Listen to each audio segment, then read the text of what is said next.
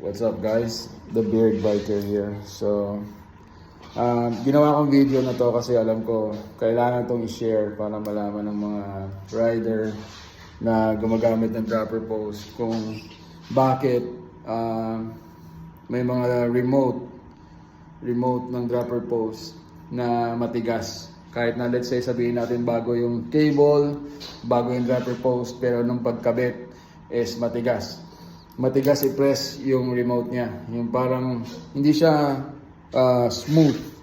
Hindi siya smooth pag kinabit yung pag pinress yung remote para gamitin yung dropper post. So isang reason na nakita ko para kung bakit hindi siya nagiging smooth or malambot ang remote pag pinipress yung dropper post is ito. Papakita ko sa inyo guys. Alam ko kailangan natin i-share to kasi marami itong matutulungan. So ito yan guys, tingnan nyo na lang. So ito kasi, yung bike na to is wala siyang dropper post before. Tapos kinabitan niya ng dropper post pero hindi siya sa whole piece ng pakabit ng dropper post. So tinignan ko yung kable, dito pa lang malalaman na natin na sobrang haba ng kable pag nilagay sa remote. Nandito yung remote.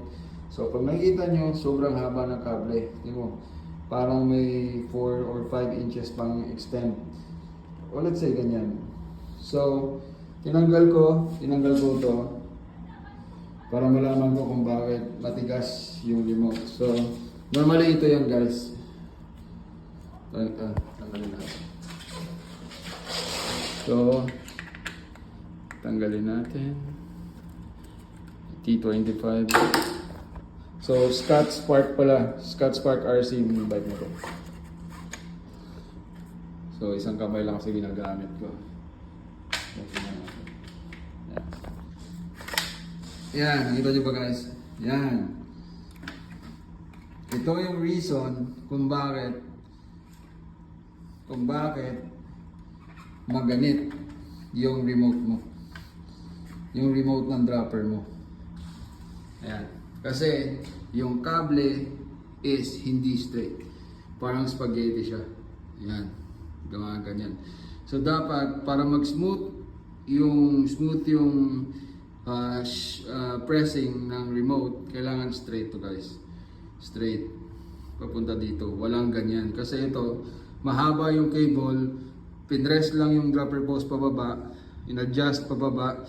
Hindi pinutulan ng cable kaya ganyan nangyayari. Nababaloktot yung cable sa loob kaya hindi siya nakakagalaw ng maayos. So ganyan guys yung nangyayari. So magandang gawin is na solution is to cut the cable para cut lang ng sakto para straight lang, tuwid lang siya from remote to dropper post. Para pag press mo ng remote is okay na okay. Pakita ko sa inyo guys yung result after kung putulan ng cable yung dropper post na ito. So ito na guys. So pinutulan ko na yung cable at tinuwid ko na rin yung cable dito para at least okay na siya. So matuwid na yan. Tapos ito pinutulan ko na. So let's see. At yun na nga guys. Tapos din. So dapat ganito lang yung tension or yung kung gaano ka-smooth yung dropper post. Yan. Pag pinress mo, bumabalik agad. Pag yung may problema sa cable is pag pinress mo, yung balik niya dahan-dahan. Ganyan. Pag ganyan yung balik ng cable, ibig sabihin may problem ka sa routing ng cable mo, which is mahaba siya or may nababaluktot sa loob ng frame. So dapat ganyan lang. Alright? Alright.